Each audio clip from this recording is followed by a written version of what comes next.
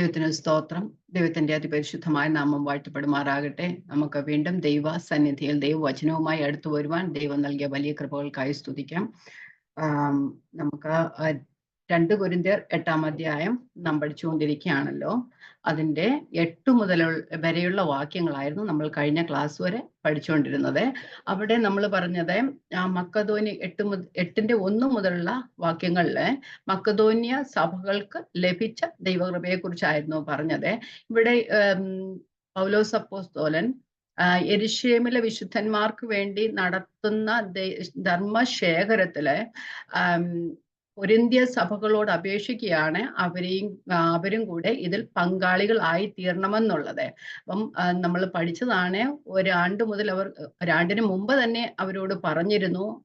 1 കൊരിന്ത്യർ 16-ാം അധ്യായത്തിൽ നമ്മൾ കാണുന്നുണ്ട്. പക്ഷെ അവർക്ക് അന്നേരം താല്പര്യം ഉണ്ടായിരുന്നെങ്കിലും അല്പം അവരൊന്ന് തണുത്തുപോയി. അതുകൊണ്ട് വീണ്ടും അവരോട് പറയുകയാണ്, അപേക്ഷിക്കുകയാണ് ചെയ്യുന്നത്. അപ്പോൾ പൗലോസ് അപ്പോസ്തലൻ 2 മാതൃകകളാണ് അവരുടെ മുമ്പിൽ എടുത്തു കാട്ടുന്നത്. ഒന്നാമതായിട്ട് കാട്ടുന്ന മാതൃക മക്കതോന്യ സഭകളായിരുന്നു. അവർക്ക് ലഭിച്ച ദൈവകൃപ പലരും ഇതിൽ സഹായിച്ചു കാണും എങ്കിൽ തന്നെയും മക്കതോന്യ സഭകളെ എടുത്തു പറയാൻ കാരണം അവരുടെ ഇല്ലായ്മയിൽ നിന്ന് അവർ ദൈവത്തിന് കൊടുത്തു, അല്ലെ വിശുദ്ധന്മാരെ സഹായിക്കുന്നതിന് അവര് ഉദാര മനസ്കത കാണിച്ചു എന്നതിനെയാണ് നമ്മൾ ഉദാഹരണം അവിടെ പൗലോസ് അപ്പോസ്തലൻ പറയുന്നത്. അവരെ കഷ്ടത എന്ന കഠിന ശോധനയിലായിരുന്നു. അതുപോലെ തന്നെ മഹാദാരിദ്ര്യം അവർക്ക് സന്തോഷത്തോടെ യെരുശലേമിലെ വിശുദ്ധന്മാരെ സഹായിക്കുന്നതിനായി അവര് മനസ്സ് കാട്ടി എന്ന് നമുക്ക് കാണുവാനായിട്ട് കഴിയും. അവരെ കുറിച്ച് പറയുന്നത് അവർ പ്രാപ്തി പോലെയും പ്രാപ്തിക്ക് മീതെയും കൊടുത്തു. പൗലോസ് അപ്പോസ്തലൻ പറയും, ഞങ്ങള് വിചാരിച്ചു അവർ സാധാരണ സഭകളെ പോലെ സാധാരണ എല്ലാവരെയും കൂടെ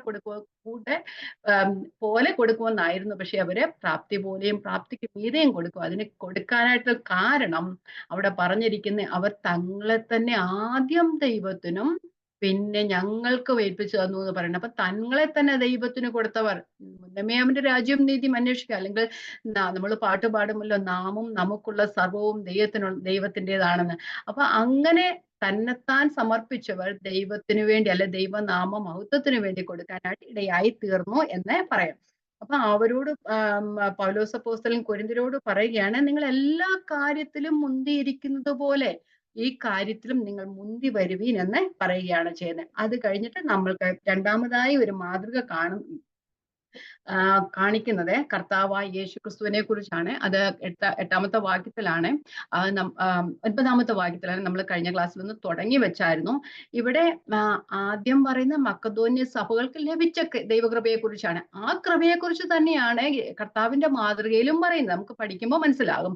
അപ്പം മക്കതോന്യ സഭകൾ വെറുതെ കൊടുത്തതല്ല, അതൊരു സാക്രിഫിഷ്യൽ ഒരു ഗിവിങ് ആയിരുന്നു എന്ന് നമ്മൾ പഠിച്ചു. അവർ സന്തോഷത്തോടെ കൊടുത്തു, ഒരു മനസ്സോടെ കൊടുത്തു, പ്രാപ്തി പോലെയും പ്രാപ്തിക്ക് മീതെയും കൊടുത്തു, നിർബന്ധത്താലല്ല സ്വമേധയാ കൊടുത്തു എന്ന് പറയുന്നത്. അപ്പൊ അവർ കൊടുത്തു.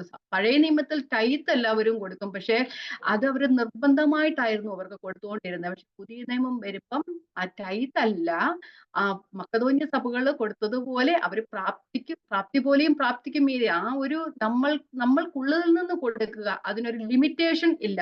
അപ്പം എന്തുകൊണ്ടാണത്? നമ്മള് പഴയ നിയമത്തിൽ ഒരു ന്യായപ്രമാണം അനുസരിച്ചായിരുന്നു എല്ലാം ചെയ്തിരുന്നത്. പക്ഷെ പുതിയ നിയമത്തിൽ വന്നപ്പം പ്രമാണം മാറി, പുതിയ നിയമത്തിന്റെ അണ്ടറിലായപ്പോൾ നമ്മൾ പാടുന്നത് പോലെ തന്നെ നാമും നമുക്കുള്ളതെല്ലാം ദൈവത്തിന്റെ ദാനമെന്ന് ഓർത്തുകൊള്ളുവിൻ എന്നല്ലേ നമ്മൾ പാടുന്നത്. അതുപോലെ തന്നെ അപ്പം റോമാലേഖനം 8-ാം അധ്യായത്തിൽ ഇങ്ങനെ പറയുന്നു, നിങ്ങൾ ദൈവത്തിന്റെ മനസ്സുള്ളവരാ, ക്രിസ്തുവിന്റെ മനസ്സുള്ളവരാ. അപ്പം ദൈവത്തിന്റെ മനസ്സുള്ളവര് ദൈവം നമുക്ക് കർത്താവായ യേശു ക്രിസ്തുവിനെ തന്നതുപോലെ ഒരു സാക്രിഫിഷ്യൽ ആയിട്ടുള്ള ഒരു ഗിവിയായിരിക്കണം നമ്മുടെ ഇത്.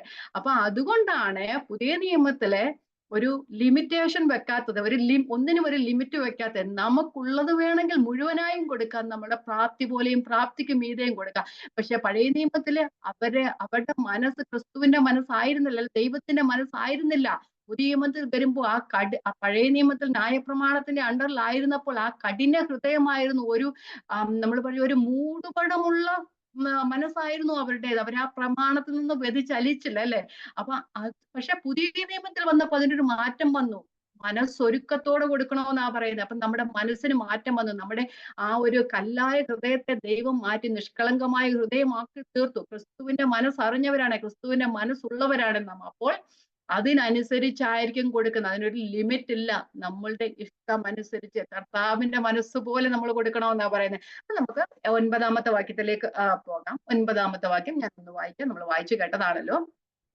നമ്മുടെ കർത്താവായ യേശു ക്രിസ്തു സമ്പന്നനായിരുന്നിട്ടും അവന്റെ ദാരിദ്ര്യത്താൽ നിങ്ങൾ സമ്പന്നരാകേണ്ടതിന് നിങ്ങൾ നിമിത്തം ദരിദ്രനായി തീർന്ന കൃപ നിങ്ങൾ അറിയുന്നില്ല. ആ ദൈവകൃപ നിങ്ങൾ അറിയുന്നുവല്ലോ എന്നാ ചോദിക്കുന്നത്. മക്കതോന്യ സഭകളുടെ ദൈവകൃപയെ കുറിച്ച്, അവർക്ക് ലഭിച്ച ദൈവകൃപയെ കുറിച്ച് പറഞ്ഞിട്ട് ക്രിസ്തുവിന്റെ ക്രിസ്തുവിനെ നമുക്ക് തരുവാൻ തക്കവണ്ണം ദൈവം നൽകിയ, ദൈവത്തിന് തോന്നിയ ആ കൃപയെ കുറിച്ചാണ് അവിടെ ദരിദ്രനായി തീർന്ന കൃപ. ദൈവത്തിന്റെ കൃപയും അതുപോലെ തന്നെ ക്രിസ്തുവിന്റെ കൃപയെയും കുറിച്ചാണ് അവിടെ പറയുന്നത്. അപ്പൊ ക്രിസ്ത്യൻ ഗിവിങ്ങിന്റെ അടിസ്ഥാനം എല്ലാം ദൈവത്തിൽ നിന്നാണ്, ദൈവത്തിന്റെ കൃപയാലാണ് കൊടുക്കുന്നത്. അപ്പൊ ഞാൻ പറഞ്ഞത് നമ്മൾ ആ ഒരു എന്താ പറയുന്നത്, കർത്താവായ യേശു ക്രിസ്തു സമ്പന്നനായിരുന്നിട്ട് നമ്മൾ കഴിഞ്ഞ ക്ലാസ്സിൽ ഒന്ന് നോക്കിയതായിരുന്നു. എപ്പോഴായിരുന്നു കർത്താവായ യേശു ക്രിസ്തു സമ്പന്നനായിരുന്നത്? കർത്താവ് സമ്പന്നനല്ലാതിരുന്ന ഒരു സമയവുമില്ല. പക്ഷെ കുറച്ചു നേരത്തേക്ക് തന്റെ സമ്പന്നതയൊന്ന് മാറ്റി വെച്ചിട്ട് ഈ ഭൂമിയിലേക്ക് വന്ന സമയത്ത് മാത്രമേ ഉള്ളൂ. താൻ അന്നും സമ്പന്നനായിരുന്നു എങ്കിലും ആ സമ്പന്നത അവിടെ കാണിക്കാതെ ഇരുന്നു. അപ്പൊ സമ്പന്നനായിരുന്നത് എന്നാണ് ആ പൂർവാസ്തിക്യത്തിൽ. ഇപ്പോഴും കർത്താവ് സമ്പന്നനാണ്. കർത്താവ് സമ്പന്നനല്ലാതിരുന്ന ഒരു സമയവും ഇല്ലായിരുന്നു. പക്ഷെ അല്പസമയം ആ സമ്പന്നതയൊക്കെ ഒന്ന് മാറ്റി വെച്ചത് മാത്രമേ ഉള്ളായിരുന്നു. നമ്മൾ കർത്താവായ യേശു ക്രിസ്തുവിന്റെ ആ സമ്പന്നതയെ കുറിച്ചും ആ തേജസ്സിനെ കുറിച്ചൊക്കെ നമ്മൾ പഠിച്ചതായിരുന്നു. ഞാൻ ഒന്ന് വായിച്ചു വിടാം. സങ്കീർത്തനങ്ങളിൽ പറയുന്നു, ദൈവമേ നിന്റെ സിംഹാസനം എന്നും എന്നേക്കും ഉള്ളതാകുന്നു, നിന്റെ രാജ്യത്തിന്റെ ചെങ്കോൽ നീതിയുള്ള ചെങ്കോൽ, എന്നും എന്നേക്കുമുള്ള, ഒരിക്കലും മാറിപ്പോകാത്ത രാജ്യത്വമുള്ളവൻ. അതുപോലെ തന്നെ യെശയ്യാവിന്റെ പുസ്തകം 9-ാം അധ്യായത്തിൽ ഇങ്ങനെ പറയുന്നു, നമുക്കൊരു ശിശു ജനിച്ചിരിക്കുന്നു, നമുക്കൊരു മകൻ നൽകപ്പെട്ടിരിക്കുന്നു, ആധിപത്യം അവന്റെ തോളിലിരിക്കും, അവൻ അത്ഭുത മന്ത്രി, വീരനാം ദൈവം. കഴിഞ്ഞ ക്ലാസ്സിൽ പറഞ്ഞത് കൊണ്ടാണ് ഞാനിത് പറയാതെ പോകുന്നത്. അപ്പൊ ആ ഒരു സമാധാന പ്രഭുവായവൻ, നിത്യനായ പിതാവാൻ, എന്നും സമ്പന്നനായിരുന്നവ. അതുപോലെ തന്നെ യെശയ്യാവിന്റെ പുസ്തകം 6-ാമത്തെ അധ്യായത്തിൽ ഉസിയ രാജാവിന്റെ മരിച്ച ആണ്ടിൽ യെശയ്യാവ് ക്രിസ്തുവിന്റെ ദർശനം കണ്ടു എന്നാണ്. അവിടെ പരിശുദ്ധൻ പരിശുദ്ധൻ എന്ന സാറാഹുകൾ ആർത്തു പാടുന്ന ഒരു കർത്താവിനെയാണ് കാണുന്നത്. അപ്പൊ നമ്മൾ അവിടെ ദൈവമെന്ന് പറയുമെങ്കിലും പക്ഷെ പുതിയ നിയമത്തിൽ വരുമ്പോൾ യോഹന്നാന്റെ സുവിശേഷം യോഹന്നാൻ പറയുന്നു ക്രിസ്തുവിന്റെ തേജസ് കണ്ടെന്നാ പറയുന്നത്, അല്ലെ? അപ്പം ആ ഒരു സാറാഫുകൾ തന്റെ ഒരു ചിറക് 6 ചിറകുകൾ ഉണ്ടായിരുന്നു. രണ്ടുകൊണ്ട് മുഖം മൂടി, രണ്ടുകൊണ്ട് കാൽ മൂടി, രണ്ടുകൊണ്ട് പറന്നു ഒരുത്തനോട് ഒരുത്തൻ, സൈന്യങ്ങളുടെ യഹോവ പരിശുദ്ധൻ പരിശുദ്ധൻ പരിശുദ്ധൻ, അവൻ സർവ്വഭൂമി അവന്റെ മഹത്വം കൊണ്ട് നിറഞ്ഞിരിക്കുന്ന ആർത്തു പറഞ്ഞു. അങ്ങനെയുള്ളൊരു ദൈവം, അല്ലെ? ആ പിതാവായ ദൈവം സമ്പന്നനായിരിക്കുന്നത് പോലെ തൃത്വത്തിൽ രണ്ടാമനായ പുത്രനും സമ്പന്നനായിരുന്നു. സകലവും അവൻ മുഖാന്തരവും അവനായും ഉളവായി എന്ന് പറയുന്നു. സകലം അവനിൽ നിന്നും അവനാലും അവങ്കലേക്കുമാവട്ടെ, അവൻ എന്നേക്കും മഹത്വം എന്ന് റോമാലേഖനം 11-ാം അധ്യായത്തിലും പറയുന്നു. അതുപോലെ തന്നെ കൊലോസ്യ ലേഖനത്തെ പറയുന്നു. ഞാൻ വായിച്ചിട്ടാതെ 1-ാം അധ്യായം 15 മുതലുള്ള വാക്യങ്ങൾ കഴിഞ്ഞ ക്ലാസ്സിൽ വായിച്ചത് എനിക്ക് ഓർമ്മയില്ല, പക്ഷെ വായിക്കാം. കൊലോസ്യർ 1-ന്റെ 15 മുതലുള്ള വാക്യങ്ങൾ. അവൻ അദൃശ്യനായ ദൈവത്തിന്റെ പ്രതിമയും സർവ്വ സൃഷ്ടിക്കും ആദ്യജാതനുമാകുന്നു, സ്വർഗത്തിലുള്ളതും ഭൂമിയിലുള്ളതും ദൃശ്യമായതും അദൃശ്യമായതും, സിംഹാസനങ്ങളാകട്ടെ, കർത്തൃത്വങ്ങളാകട്ടെ, വാഴ്ചകളാകട്ടെ, അധികാരങ്ങളാകട്ടെ, സകലവും അവൻ മുഖാന്തരം സൃഷ്ടിക്കപ്പെട്ടു, അവൻ മുഖാന്തരവും അവനായിട്ടും സകലവും സൃഷ്ടിക്കപ്പെട്ടിരിക്കുന്നു. അവൻ സകലത്തിനും മുമ്പേ ഉള്ളവൻ, അവൻ സകലത്തിനും ആധാരമായിട്ട് സകലത്തിലും സമ്പന്നനായ, സകല അധികാരമുള്ള, ഇന്നും താൻ ഉണ്ടാക്കിയ സകലത്തെ തന്റെ ശക്തിയുള്ള വചനത്താൽ നിയന്ത്രിക്കുന്നവരുമായവൻ. അപ്പൊ സമ്പന്നനായ, തിമോഥെയോസിന്റെ ലേഖനം പറഞ്ഞു, ധന്യനായ ഏകാധിപതി രാജാതി രാജാവ് കർത്താതി കർത്താവ്, താൻ മാത്രം അമർത്തിയുള്ളവനും അടുത്തുകൂടാത്ത വെളിച്ചത്തിൽ വസിക്കുന്നവനുമായ പുത്രൻ. ഓക്കെ, അപ്പൊ അങ്ങനെയുള്ളൊരു നിത്യബലവും നിത്യബഹുമാനവും ഉണ്ടായിരുന്ന ഒരു ദൈവം, അല്ലെ? അങ്ങനെയുള്ള ദൈവമാണ് ഈ ഭൂമിയിലേക്ക് നമുക്ക് വേണ്ടി ദരിദ്രനായി തീരുവാൻ ഇച്ചിരി നേരത്തേക്ക് തന്റെ സമ്പന്നതയെല്ലാം മാറ്റി വെച്ചിട്ട് ഇങ്ങോട്ട് വന്നത്. അപ്പം നമ്മുടെ കർത്താവായ യേശുക്രിസ്തു സമ്പന്നനായിരുന്നിട്ടും, ഇനി രണ്ടാമത്തെ വേർഡ് അവിടെ വരുന്നത് അവന്റെ ദാരിദ്ര്യത്താൽ. എപ്പോഴാണ് കർത്താവ് ദരിദ്രനായി തീർന്നത്? എപ്പോഴാ? താൻ ജഡത്തിൽ വെളിപ്പെട്ടപ്പോൾ, ഈ ഭൂമിയിലേക്ക് വന്നപ്പോൾ, സ്വർഗത്തിലെ സകല മഹത്വവും ഉപേക്ഷിച്ച് പാപിയായ മനുഷ്യനെ വീണ്ടെടുക്കാൻ വേണ്ടി ഈ ഭൂമിയിലേക്ക് വന്നപ്പോഴാണ് തന്റെ മഹത്വം, താൻ ഇച്ചിരി ആ സമ്പന്നത ഒന്ന് ഉപേക്ഷിച്ച് ദരിദ്രനായി തീർന്നത്. അപ്പം ഇങ്ങനെ നമുക്ക് കർത്താവിനെ കുറിച്ച് പറയാം, താൻ സമ്പന്നനായിരിക്കെ തന്നെ ദരിദ്രനായി തീർന്നു. ഒരിക്കലും താൻ ദൈവമല്ലാതിരുന്നില്ല. അപ്പൊ ആ ദൈവത്വത്തിന്റെ സകല ഗുണങ്ങളും കർത്താവിൽ ഉണ്ടായിരുന്നു. 100% മനുഷ്യനും 100% ദൈവവുമായിരുന്നു. അങ്ങനെ ഇരിക്കെ കർത്താവായ യേശു ക്രിസ്തു ഈ ഭൂമിയിലേക്ക് തന്റെ സമ്പന്നത അല്പനേരത്തേക്ക് മാറ്റി. സമ്പന്നനല്ലാതിരുന്ന ഒരു സമയമില്ല, പക്ഷെ സമ്പന്നത അല്പസമയത്തൊന്ന് മാറ്റിവെച്ചു. കർത്താവിനെ കുറിച്ച് സമ്പന്നനായിരിക്കെ ദരിദ്രനായി തീർന്ന കർത്താവ്, അങ്ങനെയാണ് പറയുന്നത്. അതുകൊണ്ട് ഫിലിപ്പിയ ലേഖനം നമ്മൾ പറയുന്നുണ്ട്, അവൻ ദൈവരൂപത്തിലിരിക്കെ. ഞാൻ വായിച്ചു വിടാം, നമ്മൾ അറിയാവുന്ന കാര്യങ്ങളാണ്. ഫിലിപ്പിയർ 2:6-7 അവൻ ദൈവരൂപത്തിലിരിക്കെ ദൈവത്തോടുള്ള സമത്വം മുറുകെ പിടിച്ചു കൊള്ളണമെന്ന് വിചാരിക്കാതെ ദാസരൂപം എടുത്തു, മനുഷ്യ സാദൃശ്യത്തിലായി തന്നെത്താൻ ഒഴിച്ചു എന്ന് പറഞ്ഞ ആ ദൈവത്തിന്റെ ആ സമത്വം അങ്ങോട്ട് ഉണ്ടായിരുന്നിട്ടും ആ ദൈവത്തിന്റെ ആ സകല ഗുണങ്ങളും അങ്ങോട്ട് മാറ്റി വെച്ചിട്ട് തന്നെത്താൻ ഒഴിച്ചു, വേഷത്തിൽ മനുഷ്യനായി വിളങ്ങി. ഒരു പ്രാവശ്യം കാണിച്ചല്ല, മനുഷ്യനായി വിളങ്ങി, തന്നെത്താൻ താഴ്ത്തി മരണത്തോളം, ക്രൂശിലെ മരണത്തോളം അനുസരണ ഉള്ളവനായി തീർന്ന കർത്താവ്. അപ്പം താൻ ദരിദ്രനായി ഈ ഭൂമിയിൽ ജീവിച്ചു എങ്കിലും സ്വർഗത്തിലെ സകല സമ്പത്തും അന്നും കർത്താവിനുണ്ടായിരുന്നു എന്ന് നമുക്ക് കാണുവാനായിട്ട് കഴിയും. അപ്പൊ സമ്പന്നനായിരിക്കെ തന്നെ ദരിദ്രനായി തീർന്ന കർത്താവ് നമുക്ക് വേണ്ടി. അതുകൊണ്ടാണ് റോമാലേഖനം 1:5 ഇങ്ങനെ, ജഡം സംബന്ധിച്ച് ദാവീദിന്റെ സന്തതിയിൽ നിന്ന് ജനിച്ചവനാ, അല്ലെ?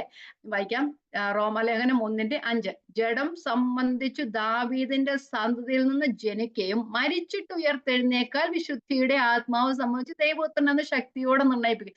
അപ്പൊ ആ ജഡത്തിൽ വെളിപ്പെടാൻ മാത്രം ഇങ്ങോട്ട് വന്നൊരു കർത്താവ്, അല്ലെ? അതുപോലെ തന്നെ തീമോഥെയോസിന്റെ ലേഖനം 1 ലേഖനം 3:16 എടുക്കുന്നില്ല, വായിക്കുന്നില്ല. 1 തീമോഥെയോസ് 3:16 പറയുന്നു, ജഡത്തിൽ വെളിപ്പെട്ടു എന്ന് പറയുന്നുണ്ട്. അങ്ങനെ ആ ഒരു കുറച്ച് സമയത്തേക്ക് മാത്രം, ജഡത്തിൽ വെളിപ്പെട്ട സമയം മാത്രമാണ് കർത്താവ് ദരിദ്രനായി തീർന്നത് എന്ന് നമുക്ക് പറയാം. ഒരു ഭക്തൻ ഇങ്ങനെയാണ് പറഞ്ഞത്, inwardly he was rich, outwardly he was poor. Inwardly he was rich and outwardly he was poor. അപ്പം തന്റെ ദൈവത്വം, തന്റെ സമ്പത്തും മനുഷ്യത്വം തന്റെ ദാരിദ്ര്യവുമായിരുന്നു. ഇവിടെ പറയാം, തന്റെ ആ ഒരു ദൈവത്വം എന്ന് പറയുന്നത് തന്റെ സമ്പത്തും മനുഷ്യത്വം തന്റെ ദാരിദ്ര്യവുമായിരുന്നു. അപ്പം കർത്താവ് ആ ദൈവമായിരിക്കെ തന്നെ, എപ്പോഴും ദൈവമാണ്, ആയിരിക്കെ തന്നെ ആ മനുഷ്യ സ്വഭാവം കൂടെ ആ മനുഷ്യ വേഷത്തിലായിരുന്നു ആഡ് ചെയ്തതാ.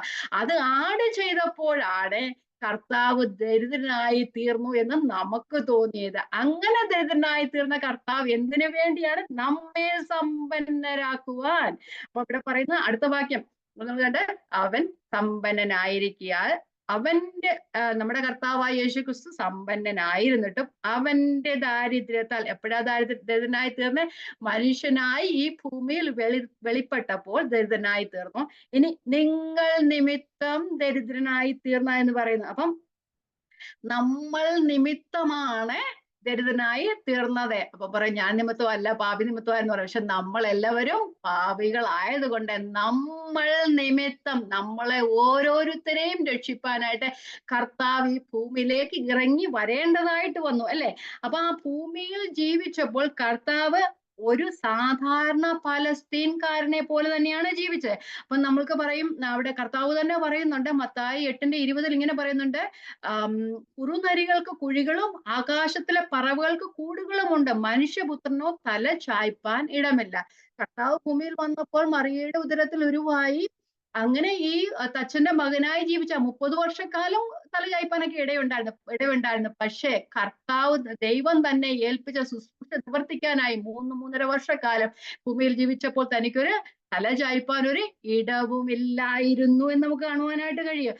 അതുപോലെ തന്നെ മത്തായി 20:28 ഇങ്ങനെ പറയുന്നു, മത്തായി 20:28, മനുഷ്യപുത്രൻ ശുശ്രൂഷ ചെയ്യിപ്പാനല്ല, ശുശ്രൂഷിപ്പാനും അനേകർക്ക് വേണ്ടി തന്റെ ജീവനെ മറുവിലയായി കൊടുപ്പാനും വന്നതുപോലെ തന്നെ എന്ന് പറയുന്നത്. അപ്പൊ നമ്മൾ നിമിത്തമാണ് കർത്താവ് ദരിദ്രനായി തീർന്നത്. നമ്മൾ കർത്താവായ യേശു ക്രിസ്തുവിന്റെ ആ ഒരു ദാരിദ്ര്യത്തെ കുറിച്ച് നോക്കുമ്പോൾ നമുക്ക് പല കാര്യങ്ങൾ മനസ്സിലാകുവാനായിട്ട് കഴിയും. സാധാരണ മനുഷ്യനുണ്ടായിരുന്നത് പോലെയുള്ള ഒരു ദാരിദ്ര്യമായിരുന്നില്ല കർത്താവിനുണ്ടായിരുന്നത്. അപ്പൊ സാധാരണക്കാരായ നമുക്കറിയാം, സാധാരണക്കാരനായ ഒരു പാലസ്തീൻകാരനെ പോലെയാണ് കർത്താവ് ഈ ലോകത്തിൽ ജീവിച്ചത്, അല്ലെ? അപ്പം ഒരു സമയത്തും സാധാരണ ഒരു പലസ്തീൻകാരൻ ഉണ്ടായിരുന്നതിനേക്കാളും ദാരിദ്ര്യം അല്ലെങ്കിൽ ഒരു സമ്പത്ത് ഇല്ലായിരുന്നു എന്ന് നമുക്ക് സുവിശേഷങ്ങളൊന്നും കാണുവാനായിട്ട് കഴിയുന്നില്ല.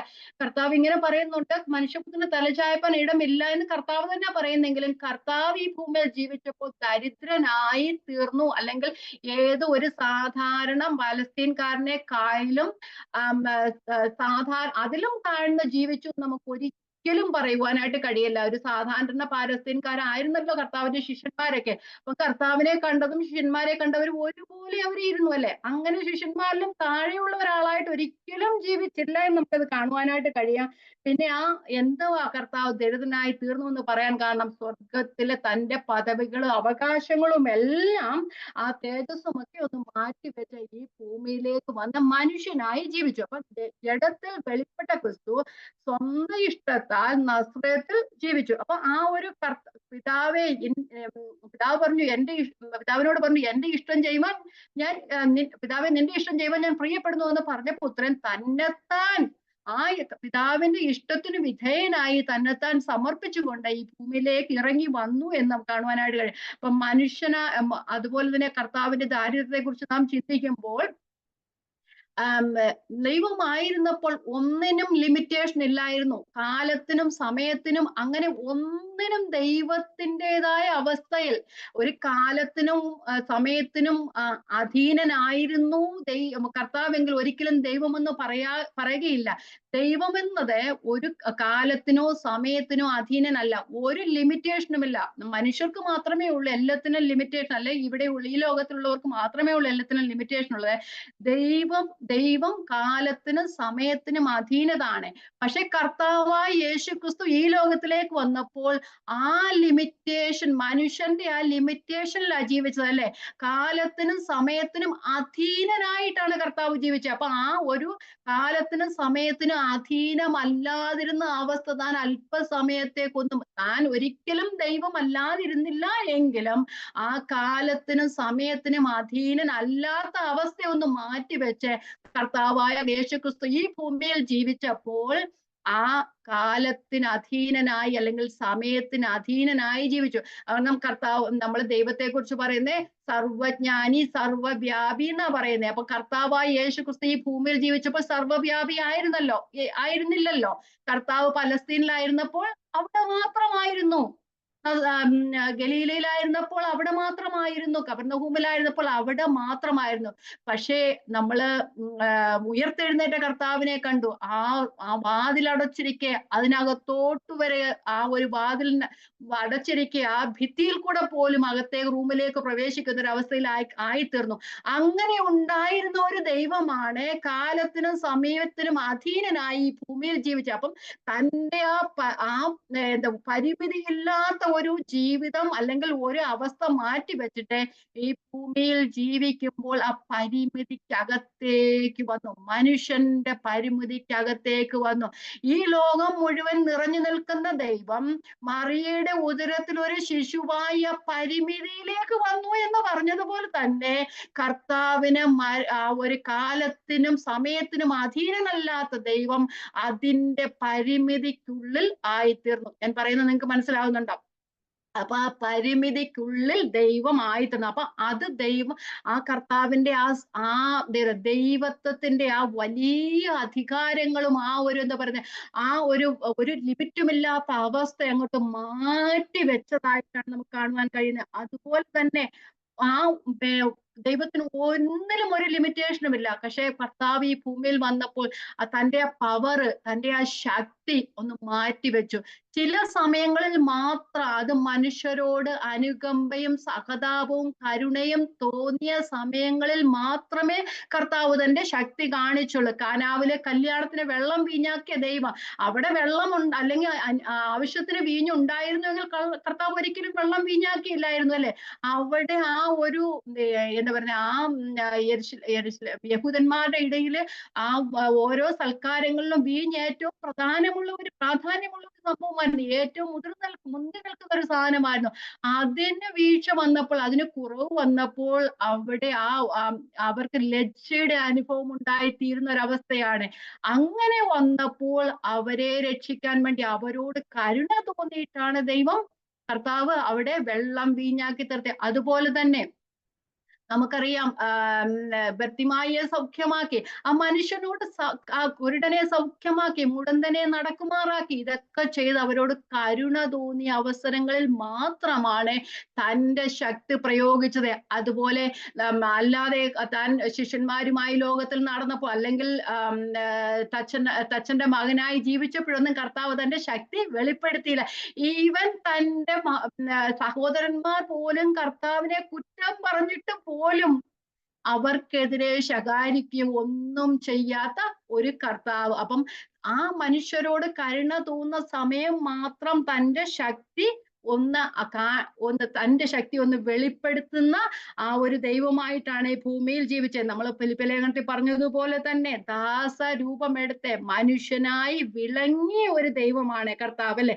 അപ്പൊ ആ ഒരു പവറും ആ നോളജും എല്ലാം അൺലിമിറ്റഡ് പവറും നോളജും ഉണ്ടായിരുന്ന ദൈവം, സർവശക്തനായ, സർവവ്യാപിയായ, സർവജ്ഞാനിയായ ദൈവം, ആ എന്താ പറയുന്ന തൃത്വത്തിൽ രണ്ടാമനായ കർത്താവ് ഈ ഭൂമിയിലേക്ക് ഇറങ്ങി വന്നപ്പോൾ തന്റെ ആ അവസ്ഥകളെയൊക്കെ ആ ലിമിറ്റ് എന്താ പറഞ്ഞ ഒരു പരിമിതിക്ക്, മനുഷ്യൻ എങ്ങനെ ആയിരിക്കാമോ മനുഷ്യന്റെ ആ പരിമിതിയിലേക്ക് കർത്താവ് ഇറങ്ങി വന്നു. താൻ ആ സമ്പന്നനായിരിക്കെ തന്നെ താൻ ദരിദ്രനായി തീർന്നു എന്ന്. അപ്പൊ ആ കർത്താവ് ദരിദ്രനായി തീർന്നു എന്ന് പറഞ്ഞപ്പോൾ, കർത്താവ് ഈ ഭൂമിയിൽ വന്ന് സാധാരണ പലസ്തീൻകാരനെക്കാളും ദരിദ്രനായി തീർന്നു എന്നല്ല, കർത്താവിനുണ്ടായിരുന്ന സകല പദവികളും അവകാശങ്ങളും ആ തേജസ്സും ആ ലിമിറ്റേഷൻ ഇല്ലാത്ത അവസ്ഥയും എല്ലാം അല്പനേരത്തേക്കൊന്ന് മാറ്റിവെച്ച് താൻ സമ്പന്നനായിരിക്കെ തന്നെ താൻ ദരിദ്രനായി തീർന്നു എന്നാണ് അതിന്റെ അർത്ഥം. അപ്പൊ കർത്താവായ യേശുക്രിസ്തു ദരിദ്രനായി എന്ന് പറയുമ്പോൾ സാധാരണ ഒരു ദരിദ്രനായ ഒരു മനുഷ്യനെ പോലെയല്ല, തന്റെ അവകാശങ്ങളും പരിമിതി എല്ലാം ഒരു തേജസ്സും ഒക്കെ അങ്ങോട്ട് മാറ്റി വെച്ചിട്ട് ഒരു പരിമിതിയുടെ അവസ്ഥയിലേക്ക് ആയിത്തീർന്ന, മനുഷ്യനോട് കൂടെ ഇഴുകിച്ചേർന്ന ഒരവസ്ഥയിൽ ആയിത്തീർന്നു. അവൻ ദൈവരൂപത്തിലോതിരിക്കെ ദൈവത്തോടുള്ള സമത്വം മുറുകെ പിടിക്കാതെ എന്ന് പറഞ്ഞതുപോലെ തന്നെ ആ ദൈവത്തിന്റെ എല്ലാ സ്വഭാവങ്ങളും ഇവിടെ കാണിക്കാതെ മനുഷ്യനായി ഈ ലോകത്തിൽ ജീവിച്ചു എന്നാണ് അതിന്റെ അർത്ഥം. അത് എന്തുകൊണ്ടാണ്? നമുക്ക് രക്ഷയും നിത്യജീവനും നൽകാനാണ് കർത്താവ് ദാരിദ്ര്യം തെരഞ്ഞെടുത്തത്. കർത്താവ് ഈ ദാരിദ്ര്യം, ഞാനിപ്പോ പറഞ്ഞു, കർത്താവ് ഈ ഭൂമിയിൽ വന്നപ്പോൾ കരുണ തോന്നിയിട്ടാണ് മനുഷ്യരെ തന്റെ എന്താ പറയുക ശക്തിയൊക്കെ ഉപയോഗിച്ച് മനുഷ്യർക്ക് സൗഖ്യം കൊടുത്തത്.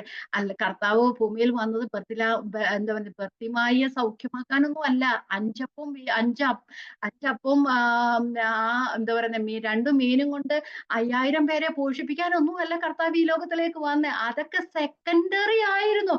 കർത്താവ് വന്നത് എന്നെയും നിങ്ങളെയും ആ പാപത്തിന്റെ അടിമത്തിൽ നിന്ന് വീണ്ടെടുക്കാനാ. അതുകൊണ്ടാണ് താൻ സമ്പന്നനായിരിക്കെ തന്നെ താൻ ദരിദ്രനായി തീർന്നത്. നമ്മൾക്ക് ഈ ലോകത്തിൽ നമുക്ക് സമ്പത്ത് വാങ്ങിത്തരാനല്ല കർത്താവ് ഈ ലോകത്തിൽ വന്നേ. അധമമായ പാതാളത്തിന് അധികാരത്തിലായിരുന്ന, സാത്താന്റെ അടിമത്തത്തിലായിരുന്ന നമ്മെ ഓരോരുത്തരെയും വീണ്ടെടുക്കാനായിട്ടാണ് കർത്താവ് ഈ ലോകത്തിൽ വന്ന് തന്റെ ആ സമ്പന്നതയൊക്കെ അല്പസമയത്തേക്ക് മാറ്റിവെച്ച് ഇങ്ങോട്ട് വന്ന് ദരിദ്രനായത്. കർത്താവിന് അവിടെ ഇരുന്ന് പറയാമായിരുന്നു, ഇപ്പോഴും ദൈവം രോഗിയെ സൗഖ്യമാക്കുന്നുണ്ടല്ലോ. നമ്മള് പള്ളിയിൽ പോയിട്ടല്ല നമ്മൾ രോഗം സൗഖ്യമാക്കാൻ. ഈ നമ്മുടെ 4 ചുവരിനിടയിൽ ഇരുന്നു കൊണ്ട് ഇപ്പോഴും ദൈവത്തെ മുട്ടിപ്പായി വിളിച്ച് സൗഖ്യമാക്കുന്ന ഒരു ദൈവമാണ്. സ്വർഗത്തിൽ ഇരുന്നും ദൈവത്തിന് രോഗം സൗഖ്യമാക്കാം. എപ്പോഴും ദൈവത്തിന് രോഗം സൗഖ്യമാക്കാം. പക്ഷെ സ്വർഗത്തിലിരിക്കുന്ന ദൈവം ഈ മനുഷ്യനായി ഈ ഭൂമിയിലേക്ക് വന്നാൽ മാത്രമേ മനുഷ്യനെ പാപത്തിൽ നിന്ന് രക്ഷിപ്പാൻ കഴിയുമായിരുന്നുള്ളൂ. അപ്പോൾ നമ്മെ സമ്പന്നരാക്കെന്ന് പറയുന്നത് നമുക്ക് ദൈവത്തോട് അനുരൂപമായി തീരുവാൻ വേണ്ടിയാണ്. താൻ തന്റെ സമ്പന്നത മുഴുവൻ മാറ്റിവെച്ച് ഈ ലോകത്തിൽ വന്ന് ദരിദ്രനായി തീർന്നത്. അതുകൊണ്ടാണ് ദൈവത്തിന്റെ കൃപ എന്ന് പറയുന്നത്. അല്ലെങ്കിൽ നമുക്ക് രോഗം സൗഖ്യമാക്കാനും നമുക്ക് സമ്പത്ത് വാങ്ങിത്തരാനും അല്ല കർത്താവ് ഈ ലോകത്തിലേക്ക് വന്നത്, തന്റെ സമ്പന്നതയൊന്നും മാറ്റിവെച്ച്. അപ്പം കർത്താവ് നമ്മെ ആ എന്താ പറയാ കർത്താവിന്റെ ആ ദൈവത്വം, മനുഷ്യത്വം മറ്റു മനുഷ്യരിൽ നിന്നെല്ലാം വ്യത്യാസമാക്കുന്ന, ഞാൻ പറഞ്ഞതുപോലെ തന്നെ പാപിയായിരുന്ന നമ്മെ രക്ഷിപ്പാനായിട്ട്, പാപമില്ലാത്തവൻ, പാപം അറിയാത്തവൻ, പാപം ചെയ്യാത്തവൻ ഈ ലോകത്തിലേക്ക് വന്ന് നമുക്ക് വേണ്ടി ജഡത്തിന്റെ സാക്ഷ്യത്തിൽ വന്ന് നമുക്ക് വേണ്ടി പാപമായി തീർന്ന അവസ്ഥയ്ക്കാണ് ദൈവകൃപ എന്ന് പറയുന്നത്. സാക്രിഫിഷ്യൽ ഗിവിംഗിന് ഉത്തമ ഉദാഹരണമാണ് കർത്താവായ യേശു ക്രിസ്തു. ദൈവവും അതെ, ദൈവം തന്റെ പുത്രനെ നമുക്ക് വേണ്ടി തരുവാൻ ദൈവത്തിന് കൃപ തോന്നിയ ദൈവത്തിന്റെ വലിയ കൃപകൾക്കായി ദൈവത്തിന് നമുക്ക് സ്തോത്രം ചെയ്യാം. ഓരോ ദിവസവും നമ്മൾ ആലോചിക്കേണ്ടത് നമ്മളുടെ അവസ്ഥ എന്തായിരുന്നു എന്നാണ്. ആ അവസ്ഥയിലേക്ക് നമ്മെ തള്ളിവിടാതെ, ഈ ലോകത്തിന്റെ അല്ലെങ്കിൽ ആ നരകത്തിന്റെ അവസ്ഥയിലേക്ക് നമ്മെ തള്ളിവിടാതെ, നമ്മോട് കരുണ തോന്നി നമ്മെ വീണ്ടെടുത്ത ദൈവ സ്നേഹത്തിനായി ദൈവത്തിന് സ്തോത്രം ചെയ്യാം. അത് മാത്രമേ നമുക്ക് പുകഴുവാനായിട്ടുള്ളൂ. നമ്മുടെ ജീവിതത്തിൽ നമ്മൾ ഈ ലോകത്തിൽ ജീവിക്കുന്ന കാലം ദൈവത്തെ അറിയാതിരുന്നിട്ട് എന്ത് സമ്പത്തുണ്ടായാലും അതെല്ലാം എവിടെ വരെയുണ്ട്? അത് ആ മരണത്തിനപ്പുറം ഇല്ല, അത് കല്ലറയ്ക്കപ്പുറം ഇല്ല, അത് അവിടെ വരെ മാത്രമേ ഉള്ളൂ. അങ്ങനെ ഒരു ജീവിതത്തിൽ നിന്ന് നമ്മെ രക്ഷിച്ച് നമ്മെ തന്റെ മക്കളാകുവാൻ ദൈവത്തിന് കൃപ തോന്നിയ ദൈവത്തിന്റെ വലിയ കൃപയ്ക്കായി സ്തോത്രം. ഇതിലും വലിയ ഒന്നും ദൈവം നമുക്ക് വേണ്ടി ചെയ്യാനില്ല. ഇനി ഒന്നും നമുക്ക് ദൈവം ചെയ്യാനില്ല. നമ്മൾ രോഗാവസ്ഥയിലായി നമ്മൾ മരിച്ചു പോയാലും ഒരു കുഴപ്പവുമില്ല. അവൻ കർത്താവ് സൗഖ്യമാക്കും. കർത്താവ് സൗഖ്യമാക്കിയാലും കർത്താവ് സൗഖ്യമാക്കിയാലും ഒരു കുഴപ്പവുമില്ല. പൗലോസ് അപ്പോസ്തലൻ പറയുന്ന, ജീവിക്കുന്നത് ക്രിസ്തു, ഞാൻ മരിക്കുന്നത് ജീവനുമാകുന്നു എന്ന് പറയുന്നുണ്ട്. പൗലോസ് അപ്പോസ്തലൻ ഇങ്ങനെ പറയുന്നു, നാം മരിക്കുന്നു കാരണം നാം മരിക്കുന്നു എങ്കിലും നാം ജീവിക്കുന്നു എങ്കിലും നാം കർത്താവിന് വേണ്ടിയിട്ടാണ് എന്ന് പറയുന്നുണ്ട്. അതുപോലെ നമുക്കും പറയാൻ കഴിയണം, നമ്മളെ സമ്പന്നനാക്കാൻ ഈ ലോകത്തിൽ വല്ലതും തരുവാനോ നമ്മുടെ അസുഖം മാറ്റുവാനോ ഒന്നുമല്ല കർത്താവ് ഈ ലോകത്തിലേക്ക് വന്ന് നമ്മുടെ അസുഖങ്ങളെല്ലാം മാറ്റി. പാപത്തിലായിരുന്നു നമ്മുടെ അസുഖമെല്ലാം ദൈവം മാറ്റി നമ്മെ നിത്യജീവത്തിലേക്ക് കൊണ്ടുവന്ന ദൈവത്തിന് സ്തോത്രം ചെയ്യാം. അപ്പം എന്തിനാണ് സമ്പന്നനായവൻ ദരിദ്രനായി തീർന്നത്? നമുക്ക് നിത്യ തേജസ് തരുവാനായിട്ടാണ് കർത്താവ് ഭൂമിയിലേക്ക് വന്ന്. മറ്റു മനുഷ്യരെ സൃഷ്ടിച്ചതുപോലെ തന്നെ മറ്റു മനുഷ്യരെ സൃഷ്ടിച്ചതുപോലെയല്ല ദൈവം ക്രിസ്തുവിനെ ഇങ്ങോട്ട് അയച്ചത്. എങ്ങനെയാണ്? ആ തന്റെ ആദമിന്റെ പ്രതിരൂപമായ ക്രിസ്തുവിനെ അവിടെ പറയുന്നല്ലേ. എങ്കിലും എന്താ പറയുന്ന, വരുവാനിരിക്കുന്ന ക്രിസ്തുവിന്റെ ആ ഒരു പ്രതിരൂപമായിട്ടാണ്, മറന്നുപോയി വാക്യങ്ങൾ.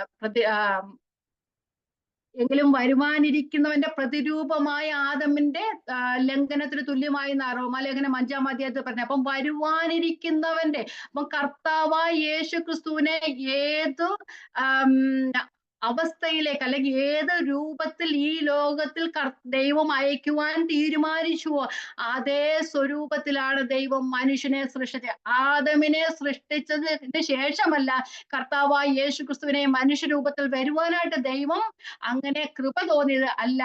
വരുവാനിരിക്കുന്ന ആദം പാപം ചെയ്യുന്നതിന് മുമ്പേ, ലോക സ്ഥാപനത്തിന് മുമ്പേ തന്റെ പുത്രനെ ഈ ലോകത്തിലേക്ക് അയക്കാൻ കർത്താവ് ദൈവം ഏത് രൂപം നിയമിച്ചുവോ അതേ രൂപത്തിലാണ് ദൈവം മനുഷ്യനെ സൃഷ്ടിച്ചത്. അപ്പൊ മറ്റു മനുഷ്യരെ പോലെ അല്ല കർത്താവ്.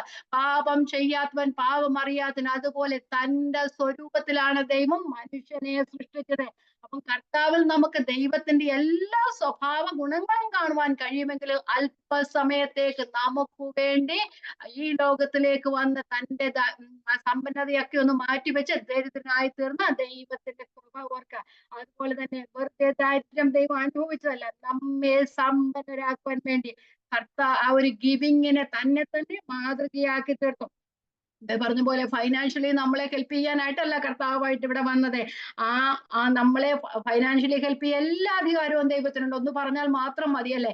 പക്ഷെ അതിനല്ല, നമ്മെ രക്ഷിക്കാൻ വേണ്ടി ഈ ഭൂമിയിലേക്ക് വന്നപ്പോൾ താൻ ദാരിദ്ര്യം തിരഞ്ഞെടുത്തു എന്ന് പറഞ്ഞു കഴിഞ്ഞാൽ, ഏതു മനുഷ്യനും ആ തന്റെ അപ്പനെയോ അമ്മയോ താൻ ജനിക്കാനിരിക്കുന്ന സമയത്തെയോ സ്ഥലത്തെയോ ഒന്നും തീരുമാനിപ്പാനുള്ള അവകാശവും അധികാരവും ഇല്ലാതിരിക്കുമ്പോൾ കർത്താവിന് മാത്രമേ താൻ ഏത് രൂപത്തിൽ ജനിക്കണമെന്നും ഏത് വീട്ടിൽ ജനിക്കണമെന്നും ഏതപ്പനും അമ്മയ്ക്കും ജനിക്കണമെന്നും ഏതു സമയത്ത് ജനിക്കണമെന്നും തിരഞ്ഞെടുക്കുവാൻ അധികാരം ഉണ്ടായിരുന്നവൻ കൊട്ടാരത്തിൽ തിരഞ്ഞെടുക്കാൻ, താൻ ജനിക്കാനിരുന്ന ഒരു സ്ഥലം കൊട്ടാരം തിരഞ്ഞെടുക്കാതെ കൂട്ടിൽ തച്ചനായ ഒരു പിതാവിനെയും നിർദ്ധനായ മാതാപിതാക്കളെയും തിരഞ്ഞെടുക്കാനായിട്ട് ഇടയായി തീർന്നു. തനിക്ക് മാത്രമേ അധികാരമുള്ളായിരുന്നു, ദൈവത്തിന് മാത്രമേ അധികാരമുള്ളൂ താൻ എവിടെ ജനിക്കണമെന്ന് തീരുമാനിക്കാൻ. തന്റെ ആ തീരുമാനമൊക്കെ എന്തുവായി തീർന്നു? തിരഞ്ഞെടുത്ത ദാരിദ്ര്യമാ തിരഞ്ഞെടുത്തത്, അല്ലേ? എന്തുകൊണ്ട് ആ ദാരിദ്ര്യം തിരഞ്ഞെടുത്തു? ഒരു കൊട്ടാരത്തിൽ ജനിച്ചു ആയിരുന്നെങ്കിൽ ആ ഭർത്തിമായ്ക്ക് കർത്താവിനെ കാണുവാൻ കഴിയത്തില്ലായിരുന്നു. ആ വിധവയ്ക്ക് കർത്താവിനെ കാണുവാൻ കഴിയത്തില്ലായിരുന്നു.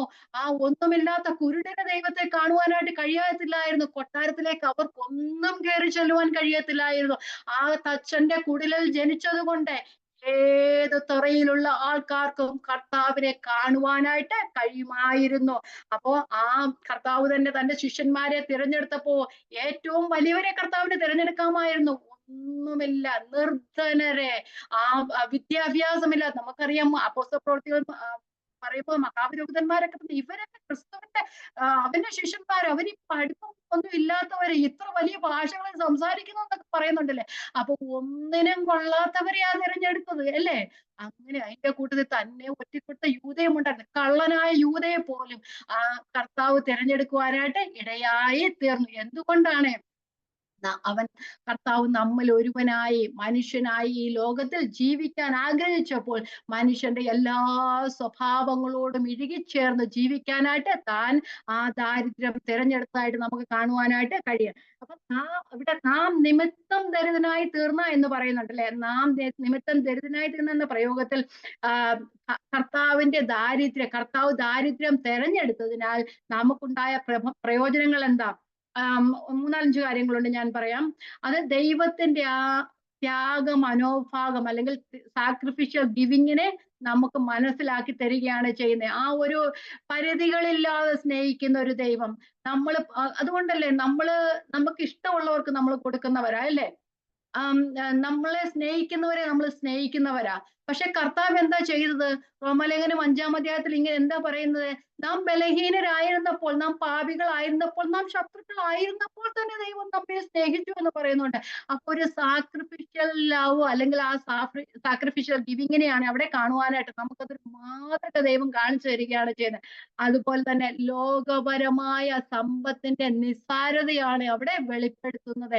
ലോകത്തിലെ സമ്പത്ത് ഒന്നുമില്ല, സർവസമ്പന്നതയിലും ഇരുന്നവൻ ഈ ലോകത്തിലേക്ക് വന്ന് ദരിദ്രനായി തീർന്നപ്പോൾ ലോകത്തിന്റെ സമ്പന്നത നിസ്സാരതയെ വ്യക്തമാക്കുകയാണ് നമുക്ക് ചെയ്യുന്നത്.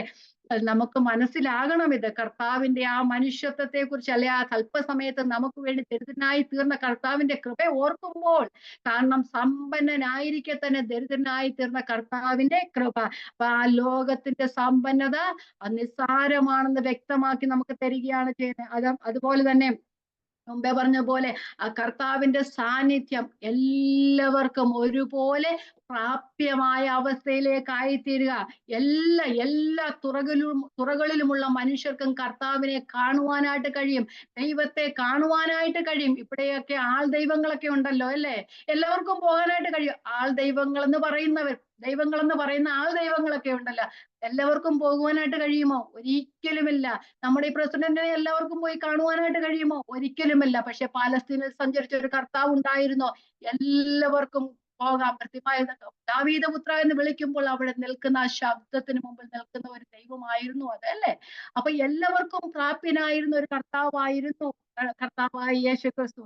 അതുപോലെ തന്നെ നമ്മുടെ രക്ഷയ്ക്കായി വന്നു എങ്കിലും നമ്മൾ ഒരുവനായി ജീവിച്ചു കാണിച്ചവൻ. അപ്പൊ എന്താ അവിടെ കാണുന്നത്? നമുക്കും മറ്റുള്ളവർക്ക് വേണ്ടി അങ്ങനെ ജീവിപ്പാൻ കഴിയുമെന്ന് നമ്മളെ പഠിപ്പിക്കുന്ന ഒരു മാതൃകയായിരുന്നു അത്. നമുക്കും മറ്റുള്ളവരെ പോലെ ആയി തീരുവാൻ കഴിയും. പത്രോസിന്റെ ലേഖനത്തിൽ ഇങ്ങനെ പറയുന്നു, നമ്മൾ പിന്തുടരേണ്ടതിന് അവനൊരു മാതൃക വച്ചേച്ചു പോയിരിക്കുന്നു. അതുകൊണ്ട് ആ മാതൃക വച്ചേച്ചു പോയിരിക്കുന്നു പത്രോസ് അങ്ങനെ പറയുവാനായിട്ട് ഇടയായി തീർന്നത്. കാരണം നമുക്കും നമ്മുടെ കൂടെ ഉള്ളവരോട് ഏത് നിലയിലായിരുന്നാലും, സമ്പത്തുള്ളവരാകട്ടെ പദവിയുള്ളവരാകട്ടെ, സാധാരണ മനുഷ്യരെ പോലെ അവരോട് ഒരുമിച്ച് ഇഴുകിച്ചേരുവാൻ നമുക്കും കഴിയും എന്നുള്ള അവസ്ഥ നമ്മെ കാണിച്ചു തരികയാണ് ചെയ്യുന്നത്. അതുപോലെ തന്നെ മറ്റുള്ളവർക്ക് ക്രിസ്തുവിനെ കാണിച്ചു കൊടുക്കുവാൻ നമ്മെ പ്രാപ്തരാക്കി. ക്രിസ്തുവിന്റെ മാതൃക പൗലോസ് അപ്പോസ്തലൻ പറഞ്ഞു, ഞാൻ ക്രിസ്തുവിന്റെ അനുകാരി ആയിരിക്കുന്ന പോലെ നിങ്ങളും എന്റെ അനുകാരികളാകുവീൻ. ആ ഒരു നല്ല മാതൃക ക്രിസ്തു കാണിച്ചു കൊടുത്തത് കൊണ്ട് പൗലോസ് അപ്പോസ്തലനും അങ്ങനെ കാണിക്കുവാനായിട്ട് കാരണമായിട്ടുണ്ട്. അപ്പൊ നമുക്ക് ലഭിച്ച കർത്താവിന്റെ ദാരിദ്ര്യത്താൽ നമുക്ക് ലഭിച്ച പ്രയോജനങ്ങൾ, ദൈവത്തിന്റെ ആ സാക്രിഫിഷ്യൽ ലവ് നമുക്ക് മനസ്സിലാക്കി തരുന്നു. അതുപോലെ തന്നെ ലോകത്തിന്റെ സമ്പത്തിനെ നിസ്സാരമായി കാണുവാനായിട്ട് നമ്മളെ സാധിക്കണം. അതുപോലെ തന്നെ കർത്താവിന്റെ സാന്നിധ്യം എല്ലാവർക്കും പ്രാപ്യമായിരുന്നു.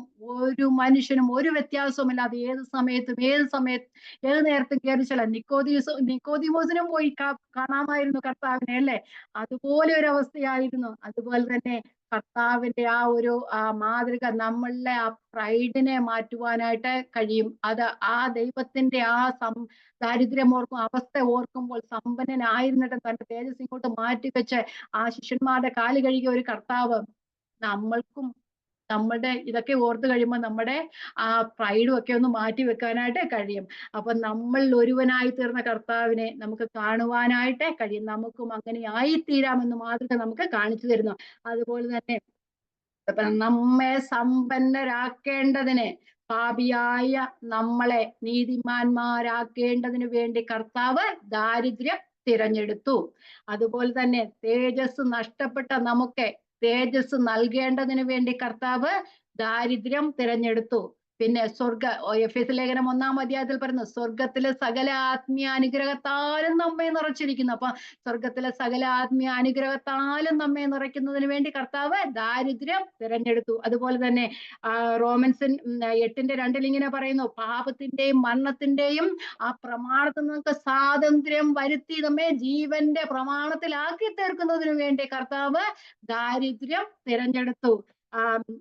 റോമലേഖനം 8:15 പറയുന്നു, അബ്ബാ പിതാവേ എന്ന് വിളിക്കപ്പെടുന്ന പുത്രത്വത്തിന്റെ അവകാശത്തിലേക്ക് നമ്മെ ആക്കേണ്ടതിന് വേണ്ടി കർത്താവായ യേശു ക്രിസ്തു ദാരിദ്ര്യം തിരഞ്ഞെടുത്തു. അതുപോലെ തന്നെ 8:17 റോമലേഖനം 8:17 ദൈവത്തിന്റെ അവകാശികളും ക്രിസ്തുവിന് കൂട്ടവകാശികളുമാക്കി നമ്മെ തീർക്കേണ്ടതിന് വേണ്ടി കർത്താവ് ദാരിദ്ര്യം തിരഞ്ഞെടുത്തു. അതുപോലെ തന്നെ നമുക്കറിയാവുന്ന കാര്യമാണല്ലോ, 1 യോഹന്നാൻ 3:1, 2, 3 വാക്യങ്ങൾ ഇങ്ങനെയല്ലേ പറയുന്നത്, നമ്മെ പാപികളായിരുന്നു നമ്മെ, തേജസ് നഷ്ടപ്പെട്ട നമ്മെ ക്രിസ്തുവിന് അനുരൂപമാക്കി തേജസ് ഉള്ളവരായി കാണിക്കുന്നതിന് വേണ്ടി, അല്ലെ അതുപോലെ ആക്കുന്നതിന് വേണ്ടി കർത്താവ് ദാരിദ്ര്യം തെരഞ്ഞെടുത്തു എന്ന് നമുക്ക് അവിടെ കാണുവാനായിട്ട് കഴിയും. നമുക്കൊന്ന് വായിക്കാതെ മാത്രം വായിച്ചു വിടാം.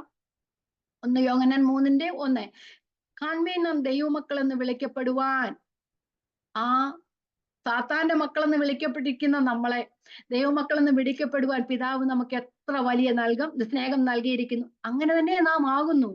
ലോകം അവനെ അറിഞ്ഞിട്ടില്ലായതുകൊണ്ട് നമ്മളെയും അറിയുന്നില്ല. പ്രിയമുള്ളവരെ, നാം ഇപ്പോൾ ദൈവത്തിന്റെ മക്കളാകുന്നു. നാം ഇന്നതാകുമെന്ന് ഇതുവരെ പ്രത്യക്ഷമായില്ല. അവൻ പ്രത്യക്ഷനാകുമ്പോൾ നാം അവനെ താനിരിക്കുമ്പോൾ തന്നെ കാണുന്നതാകൊണ്ട് അവനോട് സാക്ഷ്യന്മാരാകും. പുത്രൻ സ്വർഗത്തിൽ എങ്ങനെ ആയിരിക്കുന്നു അതുപോലെ നമ്മൾ ആയിത്തീരാൻ വേണ്ടിയിട്ടാണ് ദൈവം കർത്താവായ യേശു ക്രിസ്തു ഈ ലോകത്തിൽ ദാരിദ്ര്യം തിരഞ്ഞെടുത്ത്. അതുപോലെ തന്നെ 1 പത്രോസിന്റെ ലേഖനത്തിൽ ഇങ്ങനെ പറയുന്നു, നമുക്കൊരു ജീവനുള്ള പ്രത്യാശ തരുന്നതിന് വേണ്ടിയിട്ട്, നമുക്കൊരു ജീവനുള്ള പ്രത്യാശ തരുന്നതിന് വേണ്ടി ഞാൻ വായിക്കാം. 1 പത്രോസ് 1:3, 4, 5 വാക്യങ്ങൾ. 1 പത്രോസ് 1:3, 4, 5 വാക്യങ്ങൾ.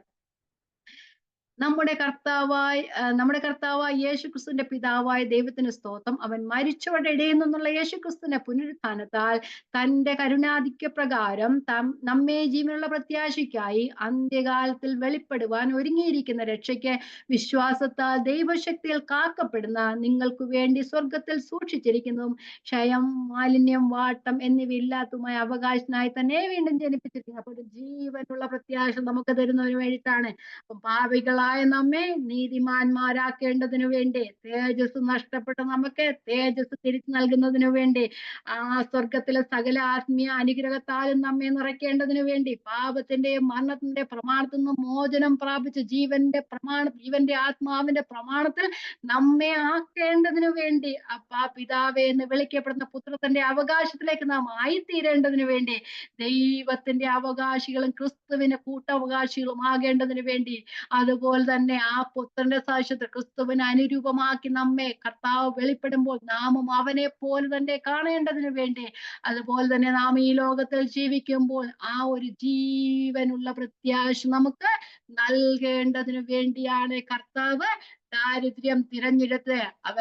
കർത്താവ് സമ്പന്നനായിരിക്കെ തന്നെ ദരിദ്രനായി തീർന്ന ദൈവകൃപ നിങ്ങൾ അറിയുന്നുവല്ലോ.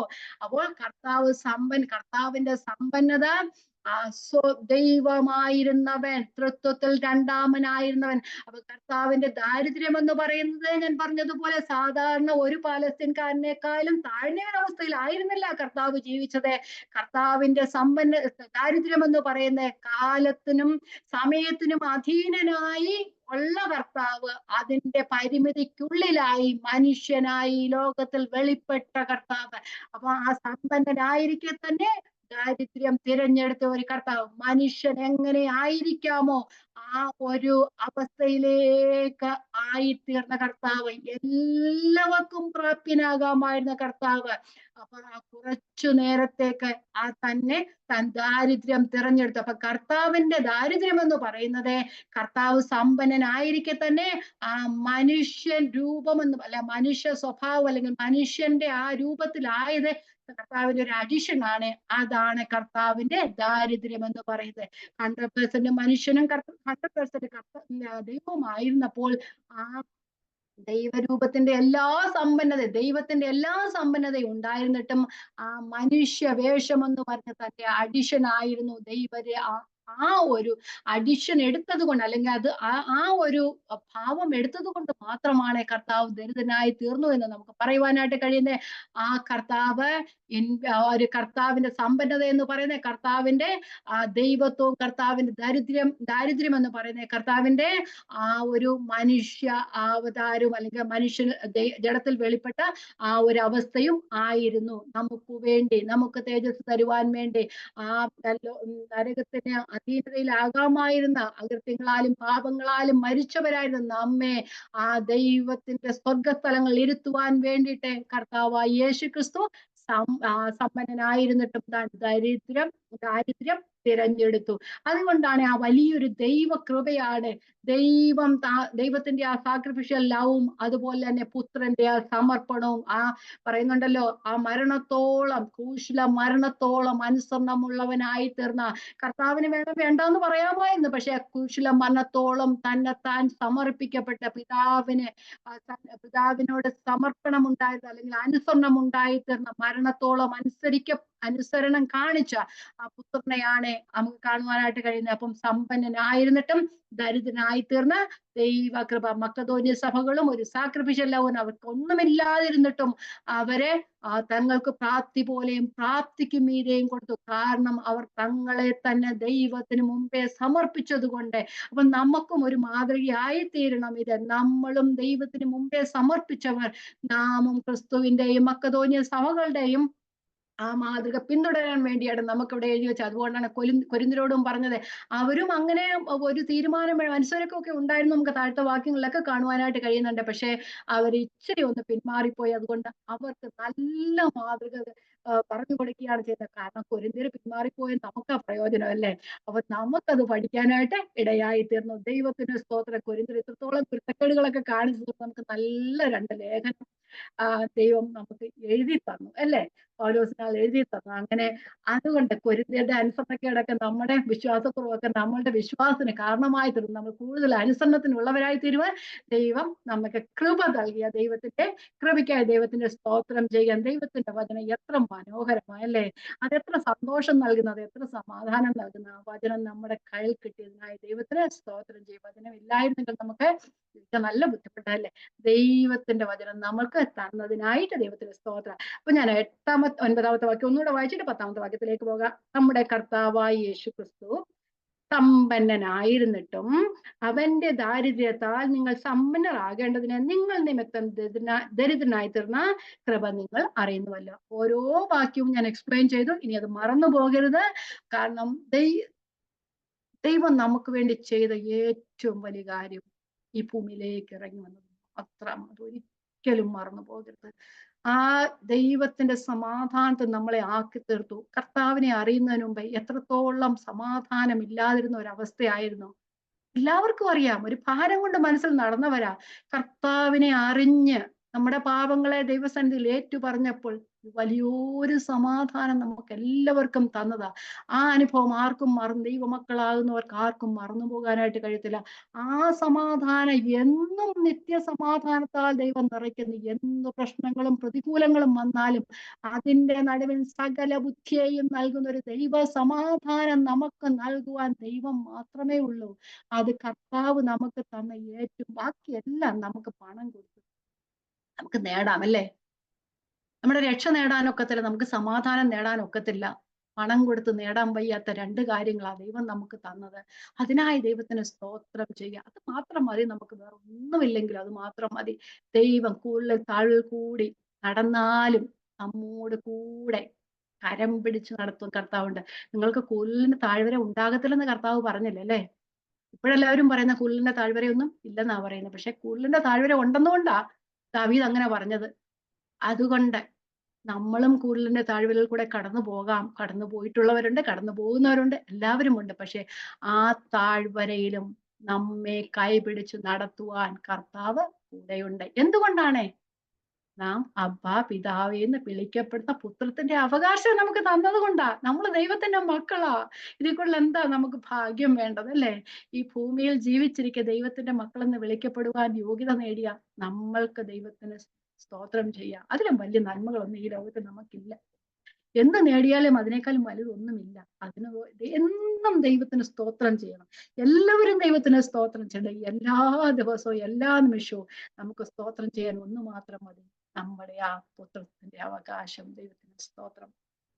ഓക്കെ, 8-10.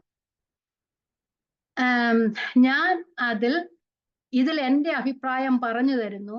ചെയ്യുവാൻ മാത്രമല്ല താല്പര്യപ്പെടുവാനും കൂടെ ഒരാണ്ട് മുമ്പേ ആദ്യമായി ആരംഭിച്ച നിങ്ങൾക്ക് ഇത് യോഗ്യം.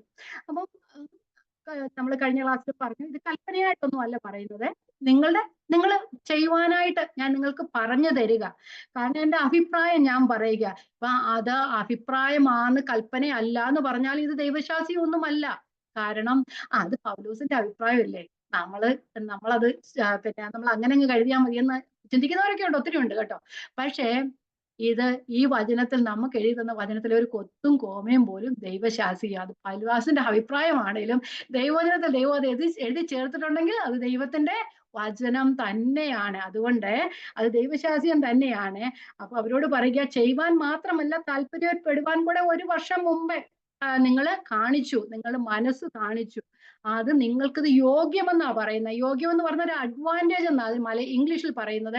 മലയാളത്തിൽ യോഗ്യമെന്ന് പറഞ്ഞാൽ നമുക്ക് അതിന്റെ അർത്ഥം അത്ര മനസ്സിലാവുന്നില്ല. ഇംഗ്ലീഷിൽ പറയുന്ന അഡ്വാൻറ്റേജ് എന്ന് വെച്ചാല് നിങ്ങൾ ഇത് ചെയ്താൽ നിങ്ങൾക്ക് തന്നെയായിരിക്കും അഡ്വാൻറ്റേജ് ആയിട്ടുള്ളത്. അത് നിങ്ങൾക്ക് തന്നെയായിരിക്കും പ്രയോജനമായിട്ടുള്ളത്. അതുകൊണ്ടല്ലേ ലൂക്കോസിന്റെ 6:38 പറഞ്ഞ കൊടുപ്പിനെന്നാൽ നിങ്ങൾക്ക് കിട്ടും, അമർത്തിക്കുലുക്കി കവിയുന്ന ഒരു നല്ല അളവ് നിങ്ങളുടെ മടിയിൽ വരും, നിങ്ങൾ അളക്കുന്ന അളവിനാൽ നിങ്ങൾക്കും അളന്ന് കിട്ടും. കൊടുത്താലേ കിട്ടത്തുള്ളൂ. പക്ഷെ കിട്ടുമെന്ന് പറഞ്ഞിട്ട് ആരും കൊടുക്കരുതേ. അതാകുമ്പോ കിട്ടുമെന്ന് പറഞ്ഞ് കൊടുത്തു കഴിഞ്ഞാൽ അത് സാക്രിഫിഷ്യൽ ഗിവിങ് അല്ല. അതുകൊണ്ട് കിട്ടുമെന്ന് പറഞ്ഞ് കൊടുക്കേണ്ട. കർത്താവ് പക്ഷെ പ്രതിഫലം തരും. കർത്താവ് പറഞ്ഞതുപോലെ തന്നെ ചെയ്യും. കൊടുപ്പിനെന്നാൽ നിങ്ങൾക്ക് കിട്ടും. അപ്പൊ ഇവരോട് പറയുകയാണ്, നിങ്ങൾക്ക് ഒരു മനസ്സൊരുക്കം ഉണ്ടായിരുന്നു.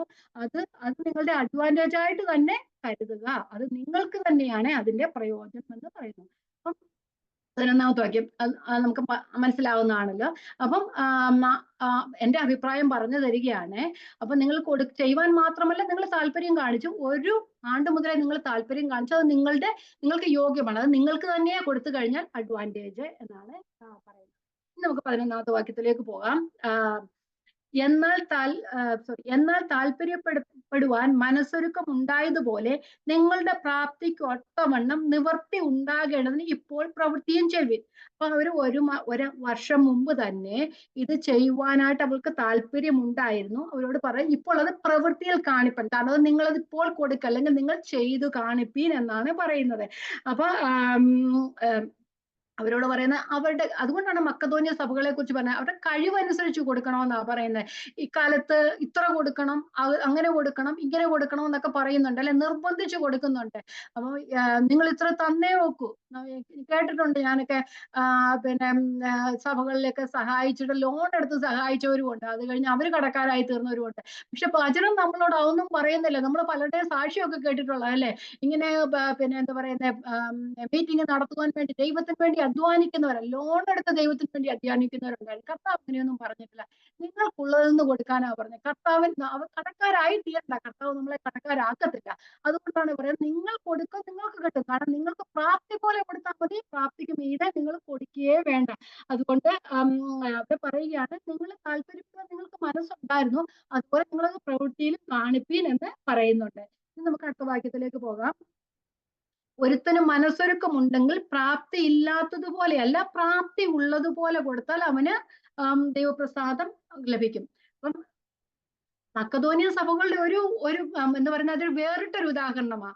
അവര് പ്രാപ്തി പോലെയും പ്രാപ്തിക്ക് മീതെയും കൊടുത്തു. അവർക്ക് ഒരു കഴിവുമില്ല. നിത്യവൃത്തിക്ക് തന്നെ ചെലവിന് ബുദ്ധിമുട്ടുള്ള ഒരവസ്ഥയായിട്ട് പോലും അവര് കൊടുത്തത് കാണിച്ചു. അവർക്ക് വലിയൊരു ദൈവകൃപ അവർക്ക് കൊടുത്തു. അതുകൊണ്ടല്ലേ പറയുന്നത്, ഇവിടെ നമ്മൾ വായിച്ച കൊടുപ്പിനെന്നാൽ നിങ്ങൾക്ക് കിട്ടും. അവർ കൊടുത്തത് കൊണ്ട് അവർക്ക് വീണ്ടും കിട്ടുന്നു. അവരുടെ ദാരിദ്ര്യം മാറുകയും അവർക്ക് വീണ്ടും വീണ്ടും കൊടുക്കുവാനായിട്ട് അവർക്ക് ദൈവം കൃപ തോന്നിയതും, അവർക്ക് ഇല്ലായ്മകളിൽ പിന്നെ അവർ ആരെങ്കിലും ഒക്കെ കൊടുത്തു കാണും. കാരണം പൗലോസ് ഫിലിപ്പിയരോട്, മക്കതോന്യ സഭകളുടെ കൂട്ടത്തിലുള്ള ഫിലിപ്പ്, തെസ്സലോനിക്ക, ബെരോവ എന്ന സഭകളല്ലേ നമ്മള് മക്കതോന്യ സഭകൾ എന്ന് പറയുന്നത്. ഫിലിപ്പ് ലേഖനം എഴുതുമ്പോൾ പറയുന്നുണ്ട്, പൗലോസ് പറയുന്നത്, നിങ്ങൾ എന്റെ ആവശ്യത്തിന് തന്നു എന്ന് പറയുന്നുണ്ട്. നിങ്ങൾ എന്റെ ആവശ്യത്തിന് പല പ്രാവശ്യം തന്നെന്ന് അവിടെ പറയുന്നുണ്ടല്ലേ. അപ്പം മക്കതോനിയ സഭകളെ സഹായിച്ചത് കൂടാതെ പൗലോസിനെ പോലെയുള്ള ദൈവിക ശുശ്രൂഷകന്മാർക്കും അവര് സഹായിച്ചിരുന്നു. ആവശ്യമുള്ളവർക്കെല്ലാം അവര് സഹായിച്ചിരുന്നു. അങ്ങനെ കൊടുക്കാൻ അവർക്ക് കാരണമായി തീർന്ന ദൈവത്തിന്റെ കൃപ. കൊടുപ്പീൻ, എന്നാൽ നിങ്ങൾക്ക് കിട്ടും. കർത്താവ് പറഞ്ഞിട്ടുണ്ടെങ്കിൽ കർത്താവ് കൊടുക്കും. കാരണം ഇനി എനിക്ക് ഇച്ചിരി മാറ്റി വെച്ചു കൊടുക്കാമെന്ന് അവർ തീരുമാനിച്ചില്ല. ആ വിധവയെ പോലെ തനിക്കുള്ളതെല്ലാം കൊടുത്തു. വിധവയുടെ അടുത്ത നേരത്ത് കർത്താവ് മാറ്റി കൊടുക്കുന്നു നമുക്ക് വിചാരം ഉണ്ടല്ലോ. കാരണം വിധവ മൊത്തം ഇട്ട് കൊടുത്തു. കർത്താവ് അവളെ കണ്ടതാ, അല്ലേ. ആ കർത്താവ് അവൾക്ക് വേണ്ടി കൊടുക്കും. അതുപോലെ തന്നെ നമ്മുടെ മനസ്സ് കാണുന്ന കർത്താവ്. മക്കതോന്യ സഭകള് ഇത്രത്തോളം കഠിന ദാരിദ്ര്യത്തിൽ പോലും അവർ വീണ്ടും വീണ്ടും കൊടുക്കാനായിട്ട് കാരണം ദൈവം അവർക്ക് കൊടുത്തതിനനുസരിച്ച് അവർക്ക് അവർക്ക് അവർക്ക് കൊടുക്കുകയും ചെയ്തു. അവർ നൽകിയതിനനുസരിച്ച് ദൈവം അവർക്ക് കൊടുക്കുകയും ചെയ്തതായിട്ട് നമുക്ക് മനസ്സിലാക്കുവാനായിട്ട് കഴിയും. നമുക്ക് വരികൾക്കിടയിലൂടെ നമ്മൾ അതും വായിക്കണം. ഓക്കെ, അപ്പൊ ഇവിടെ പറയുന്നു, ഒരുത്തന് മനസ്സൊരുക്കമുണ്ടെങ്കിൽ പ്രാപ്തി ഇല്ലാത്തതുപോലെയല്ല, പ്രാപ്തി ഉള്ളതുപോലെ കൊടുത്താൽ അവന് ദൈവപ്രസാദം ലഭിക്കും. അപ്പം ദരിദ്രയായ വിധവ ഇട്ടതുപോലെ, അല്ലെങ്കിൽ നമ്മൾ 10 ഉണ്ടായിട്ട് 1 കൊടുക്കുക അല്ല ചെയ്യുന്നത്. ആ 10 ഉള്ളതിൽ 5 കൊടുക്കണം. അല്ല, ഒരു ലിമിറ്റേഷനും ഇല്ല എങ്കിലും ദൈവം മനസ്സാണ് നോക്കുന്നത്. ഒരു കോടീശ്വരനായ ഒരാള് ഒരു 100 രൂപ ഒരു ദരിദ്രനായ മനുഷ്യന് കൊടുക്കുന്നതും 10 രൂപയുള്ള ഒരാള് ഒരു രൂപ അതിൽ നിന്ന് ദരിദ്രന് കൊടുക്കുന്നതും തമ്മിൽ വ്യത്യാസമുണ്ട്. അതാണ് ദൈവം നോക്കുന്നത്. തന്റെ സമ്പത്തിൽ നിന്ന് കൊടുക്കുമ്പോൾ ഒരു ചാരിറ്റി ആയിട്ടേ മനസ്സിലാകത്തുള്ളൂ. പക്ഷെ ദാരിദ്ര്യത്തിൽ നിന്ന് കൊടുക്കുമ്പോൾ അത് ദൈവപ്രസാദം ലഭിക്കുമെന്ന് പറഞ്ഞു. നമുക്കറിയാം, എത്രയോ ആൾക്കാർ കോടിക്കണക്കിന് രൂപ കൊടുക്കുന്നുണ്ട്, സഹായിക്കുന്നുണ്ട്. എല്ലാ മതവിഭാഗങ്ങളും കൊടുക്കുന്നുണ്ട്. ക്രിസ്ത്യാനികളൊന്നും അല്ല, എല്ലാം സമ്പന്നരായ ആൾക്കാർ അല്ലെ, അവരെല്ലാരും കൊടുക്കുന്നുണ്ട്. പലരും കൊടുക്കുന്നത് എന്തുകൊണ്ടാ? ടാക്സ് വെട്ടിക്കാൻ വേണ്ടി കൊടുക്കുന്നവരാ, അല്ലേ. അവരെല്ലാവരും കൊടുക്കുന്നുണ്ട്. പക്ഷെ കർത്താവ് നോക്കുന്നത് മനസ്സോടെ കൊടുക്കുന്നതിന് വേണ്ടിയിട്ടാണ്. അവര് മറ്റുള്ളവരെ സഹായിക്കുന്നതിനേക്കാൾ ഉപരിയായി അവരുടെ പ്രയോജനത്തിന് ജയിലിൽ കിടക്കാതിരിക്കാൻ വേണ്ടിയിട്ട് അവരതൊക്കെ ചെയ്യുന്നത്. പക്ഷെ അല്ലാതെ കൊടുക്കുന്നവരും ഉണ്ട്. പക്ഷെ നമ്മൾ ക്രിസ്തുവിന്റെ മനസ്സുള്ളവര് നാം മനസ്സോടെ കൊടുക്കണം എന്നാണ് പറയുന്നത്. അപ്പം കുറച്ചുള്ളവർ കുറച്ചു കൊടുക്കണം, കുറെയുള്ളവർ കുറേ കൊടുക്കണം. അത് എന്താ പൗലോസ് പറയുന്ന, വരവ് ചിലവ് കണക്കുകൾ എങ്ങനെ പോകുന്നു അതുപോലെ കൊടുക്കണം. സഭയുടെ എല്ലാ കാര്യങ്ങൾക്കും, അല്ലെങ്കിൽ ദൈവദാസന്മാരുടെ കാര്യങ്ങൾക്ക്, അല്ലെങ്കിൽ അങ്ങനെയുള്ള കാര്യങ്ങൾക്ക് എത്രത്തോളം ആവശ്യം വരുമോ അത്രത്തോളം കൊടുത്തുകൊണ്ടേയിരിക്കുക. കൊടുപ്പീൻ എന്നാൽ നിങ്ങൾക്ക് കിട്ടും. അപ്പൊ ഇവിടെ നമ്മൾ ഈ 2 വാക്യങ്ങൾ പഠിച്ചത്, ഓരോരുത്തരും പ്ലഡ്ജ് ചെയ്തതുപോലെ കൊടുക്കണം, ഒരു മനസ്സൊരുക്കമുള്ളതുപോലെ. നിങ്ങൾ പറഞ്ഞു നിങ്ങൾ കൊടുക്കാമെന്ന്, അതുപോലെ കൊടുക്കണം, ഉത്സാഹത്തോടെ കൊടുക്കണം, മനസ്സോടെ കൊടുക്കണം, നിർബന്ധത്താലാകരുത്, സ്വന്തം ഇഷ്ടത്താലായിരിക്കണം. ഇതൊക്കെ നമ്മൾ പഠിച്ചതല്ലേ. എത്ര കൊടുക്കണം എന്നത് ഓരോരുത്തരുടെയും ഇഷ്ടമാണ്. അത് ഒന്നിനും ലിമിറ്റ് കൊടുക്കാൻ ലിമിറ്റ് ഇല്ല. കാരണം പഴയ നിയമത്തിൽ ഒരു ലിമിറ്റ് ഉണ്ടായിരുന്നു, പുതിയ നിയമത്തിൽ ആ ലിമിറ്റ് ഒക്കെ എടുത്തു മാറ്റി. മൊത്തവും കൊടുത്താലും ദൈവത്തിന് കുഴപ്പമൊന്നുമില്ല. ദൈവം തരുന്നതിനനുസരിച്ച് പ്രാപ്തി പോലെ കൊടുക്കണം. ദൈവം നമ്മുടെ സമ്പത്ത് തരുന്നത് മറ്റുള്ളവർക്ക് വേണ്ടി കൊടുക്കാനാണ്. ദൈവത്തിന് കൊടുത്തില്ലേലും കുഴപ്പമൊന്നുമില്ല, ദൈവം സമ്പന്നനാ. ദൈവം നമ്മൾ കൊടുത്തില്ലേലും മറ്റുള്ളവരെ അതിനുവേണ്ടി ദൈവം ഉപയോഗിക്കും. ഇവിടെ പറയുന്നത്, നമ്മൾ ഇതിൽ നിന്ന് മനസ്സിലാക്കുവാനായിട്ട് കഴിയുന്നത്, ഈ കൊടുക്കുക എന്നുള്ളത് ദൈവകൃപയാണ്. അതുകൊണ്ട് നമ്മൾക്കൊരു വലിയൊരു ദൈവകൃപ ലഭിക്കുന്നതിനാലാണ് നാം മറ്റുള്ളവർക്ക് കൊടുക്കുന്നത്. അപ്പോൾ നമ്മൾ കൊടുത്തില്ലെങ്കിൽ നമുക്ക് ആ ദൈവകൃപ നഷ്ടമായി തീരും. പൗലോസ് പറയുന്ന പോലെ അത് നിങ്ങൾക്ക് അഡ്വാൻറ്റേജ് ആണ്, നിങ്ങൾക്ക് യോഗ്യമാണ്. അത് നാം കൊടുക്കുന്നത് മറ്റുള്ളവർക്കല്ല പ്രയോജനം, അത് നമ്മൾക്ക് തന്നെ പ്രയോജനമായി തീരും, നമുക്ക് തന്നെ അഡ്വാൻറ്റേജ് ആയി തീരും. അതുകൊണ്ടല്ലേ സദൃശ്യവാക്യങ്ങൾ പറയുന്നുണ്ട്, നിങ്ങൾക്ക് നന്മ ചെയ്യുവാൻ നിങ്ങൾക്ക് പ്രാപ്തി ഉള്ളപ്പോൾ യോഗ്യരായിരുന്നവർക്ക് ചെയ്യാതിരിക്കുമെന്ന് പറയുന്നുണ്ട്. എന്ന് വായിക്കാം. സദൃശ്യവാക്യങ്ങൾ 3:27-28. നന്മ ചെയ്യുവാൻ നിങ്ങൾക്ക് പ്രാപ്തി ഉള്ളപ്പോൾ അതിന് യോഗ്യന്മാരായിരുന്നവർക്ക് ചെയ്യാതിരിക്കരുത്. നിന്റെ കയ്യിലുള്ളപ്പോൾ കൂട്ടുകാരനോട് പോയി വരിക, നാളെ തരാമെന്നും പറയരുത്. അപ്പം നമ്മൾക്കുള്ളപ്പോൾ കൊടുക്കുക. അടുത്ത പ്രാവശ്യം നമുക്ക് അവസരം കിട്ടിയില്ലെങ്കിലോ എന്ന് ഫിലിപ്പിനോട് പറയുന്നുണ്ട്. നിങ്ങൾക്ക് പലപ്പോഴും ഫിലിപ്പ് ലേഖനം നമ്മൾ പഠിച്ചല്ലേ. അപ്പൊ ഫിലിപ്പ് ലേഖനോ ഫിലിപ്പിയരോട് പൗലോസ് അപ്പോസ്തലൻ പറയുന്നുണ്ട്, നിങ്ങൾക്ക് പല സമയങ്ങളിലും എനിക്ക് തരണമെന്ന് നിങ്ങൾക്ക് മനസ്സുണ്ടായിരുന്നു എങ്കിലും ഇപ്പോഴാണ് നിങ്ങൾക്ക് അവസരം ലഭിച്ചതെന്ന് പറയുന്നുണ്ട്. അപ്പൊ കർത്താവ് നമുക്ക് അവസരങ്ങൾ തരുമ്പോൾ നാമും ആ അവസരം നഷ്ടമാക്കരുത് എന്നാണ് ദൈവവചനം ഇവിടെ നമ്മളോട് പറയുന്നത്. ഓക്കെ, നമുക്ക് അടുത്ത വാക്യത്തിലേക്ക് പോകാം. 15 വരെയുള്ള വാക്യങ്ങൾ ഞാൻ വായിച്ചു വിടാം, അത്രേ ഉള്ളൂ, നമുക്ക് അധികം എക്സ്പ്ലെയിൻ ചെയ്യേണ്ട കാര്യമില്ല. ഓക്കെ, അടുത്ത വാക്യം, മറ്റുള്ളവർക്ക് സുഭിക്ഷവും നിങ്ങൾക്ക് ദുർഭിക്ഷവും വരയണമെന്നല്ല, സമത്വം വരയണമെന്ന്. ഈ ദുർഭിക്ഷവും സുഭിക്ഷവും ഒന്നും കേട്ട് നിങ്ങൾ ആരും ഞെട്ടിക്കളയൊന്നും വേണ്ട. പൗലോസ് പറയുന്നത് കൊരിന്ത്യരെ സാമ്പത്തിക ഞെരുക്കത്തിലാക്കുക എന്നല്ല എന്റെ ലക്ഷ്യം. അവരുടെ യെരുശലേമിലെ വിശുദ്ധന്മാര് ദരിദ്രത്തിലൂടെ കടന്നു പോവുകയാണ്. അവര് സുഭിക്ഷം അനുഭവിക്കാൻ വേണ്ടിയുമല്ല, രണ്ടുപേർക്കും ഒരുപോലെ ആയിരിക്കണം. രണ്ടുപേർക്കും ഒരുപോലെ ആകണമെന്നും പറയുന്നില്ല. അവരുടെ ആ ഒരു പ്രാഥമിക ആവശ്യങ്ങൾ നിറവേറ്റാൻ വേണ്ടി നിങ്ങളെ സഹായിക്കുക എന്നതാണ് അതിന്റെ അർത്ഥം. കാരണം അവർക്ക് യെരുശലേമിലെ വിശുദ്ധന്മാർക്ക് കൊടുത്തിട്ട് അവര് സമ്പന്നരായി കാണുവാനും കൊടുക്കുന്ന കൊരിന്ത്യര് ദരിദ്രരായി കാണുവാനും പൗലോസ് ആഗ്രഹിക്കുന്നില്ല. നിങ്ങള് ദൈവത്തിന്റെ ശരീരത്തിന്റെ അവയവങ്ങളാ, അതുകൊണ്ട് അന്യോന്യം സഹായിക്കുക എന്നാണ് അതിന്റെ അർത്ഥം. അതുകൊണ്ടല്ലേ നമ്മള് റോമാലേഖനം ഇങ്ങനെ റോമാലേഖനത്തിലും വായിക്കുന്നുണ്ട്. അതുകൊണ്ട് 1 കൊരിന്ത്യർ 12-ാം അധ്യായത്തിൽ ഇങ്ങനെ വായിക്കുന്നുണ്ട്, ഒരു അവയവം കഷ്ടം അനുഭവിക്കുന്നുവെങ്കിൽ അവയവങ്ങൾ ഒക്കെ കൂടെ കഷ്ടം അനുഭവിക്കുന്നു. ഒരവയവത്തിന് മാനം വന്നാൽ അവയവങ്ങൾ ഒക്കെയും കൂടെ സന്തോഷിക്കുന്നു. എന്നാൽ നിങ്ങൾ ക്രിസ്തുവിന്റെ ശരീരവും ഓരോരുത്തരും വെവ്വേറെ അവയവങ്ങളുമാണ്. അപ്പൊ ഒരു ക്രിസ്തുവിന്റെ ശരീരത്തിന്റെ അവയവങ്ങളായ ഭാവങ്ങളായ നമ്മൾ ഓരോരുത്തരും മറ്റുള്ളവരെ സഹായിക്കാൻ, ദാരിദ്ര്യത്തിലിരിക്കുന്നവരെ സഹായിക്കണം. അവർക്ക് സമ്പന്നത ഉണ്ടാകാൻ വേണ്ടിയല്ല, അവർ ആവശ്യത്തിലിരിക്കുന്നവരെ സഹായിക്കുക എന്നുള്ളത് നമ്മുടെ കടമയാണ്. അതുകൊണ്ടാണ് പറയുന്നത്, മറ്റുള്ളവർക്ക് സുഭിക്ഷവും നിങ്ങൾക്ക് ദുർഭിക്ഷവും വേണ്ടല്ല, നിങ്ങൾക്ക് ദാരിദ്ര്യം അവർക്ക് സമ്പന്നത വേണ്ട എന്നല്ല പൗലോസ് അപ്പോസ്തലൻ ആഗ്രഹിക്കുന്നത്. അവർക്കും അവരുടെ പ്രാഥമിക ആവശ്യങ്ങൾ നടക്കണം, അത്രത്തോളം മാത്രമേ ഉള്ളൂ. ഇനി 14-ാമത്തെ വാക്യം, സമത്വം ഉണ്ടാകുവാൻ തക്കവണ്ണം അവരുടെ സുഭിക്ഷം നിങ്ങളുടെ ദുർഭിക്ഷത്തിന് ഉതകേണ്ടതിന് ഇക്കാലം നിങ്ങൾക്കുള്ള സുഭിക്ഷം അവരുടെ ദുർഭിക്ഷത്തിന് ഉതകട്ടെ. പക്ഷെ അത് അത്ര ഞാൻ ഒരു ലളിതമായിട്ട് അങ്ങ് പറയാം. ഇപ്പോ യെരുശലേമിലെ സഭയ്ക്ക് ബുദ്ധിമുട്ടുണ്ട്, അതുകൊണ്ട് നിങ്ങളെ സഹായിക്കുന്നു. ഒരു കാലത്ത് നിങ്ങൾക്ക് ബുദ്ധിമുട്ട് വന്നാൽ മറ്റു സഭകളും നിങ്ങളെ സഹായിക്കും. അപ്പൊ നിങ്ങൾ കൊടുത്തു കഴിയുകയാണെങ്കിൽ, ബുദ്ധിമുട്ടുള്ളവർക്ക് കൊടുത്താൽ നിങ്ങൾക്ക് ആവശ്യം വരുമ്പോഴും മറ്റു സഭകളും നിങ്ങളെ സഹായിക്കും എന്നാണ് പറയുന്നത്. നമ്മൾ ആദിമ സഭയിൽ കണ്ടുപോകുന്നതും അങ്ങനെയല്ലായിരുന്നോ? ആദിമ സഭയിൽ അപ്പോസ്തലന്മാരൊക്കെ കൂടെ ഇരുന്നപ്പോ അവരുടെ വസ്തുവകൾ ഉണ്ടായിരുന്നവർ അതെല്ലാം വിറ്റിട്ട് അപ്പോസ്തലന്മാരുടെ കാൽക്ക് വെച്ചു എന്ന് പറയുന്നുണ്ട്. ഞാൻ വായിക്കാം. അപ്പോസ്തല പ്രവൃത്തി 4:34 മുട്ടുള്ളവർ ആരും അവരിൽ ഉണ്ടായിരുന്നില്ല. വസ്തു ഇല്ലാഞ്ഞിട്ടാണോ, വസ്തു ഉണ്ടായിട്ടാണോ? അല്ല. നിലങ്ങളുടെയോ വീടുകളുടെയോ ഉടമസ്ഥരായവർ ഒക്കെയും അവയെ വിറ്റ് വില കൊണ്ടുവന്ന് അപ്പോസ്തലന്മാരുടെ കാൽക്ക വയ്ക്കും. പിന്നെ ഓരോരുത്തരും അവനവന്റെ ആവശ്യം പോലെ വിഭാഗിച്ചു കൊടുക്കും. തങ്ങളെ തന്നെ ദൈവത്തിന് കൊടുത്ത അപ്പോസ്തലന്മാരുടെ ആ സമയത്തെ അവസ്ഥയിലുള്ളവരായിരുന്നു.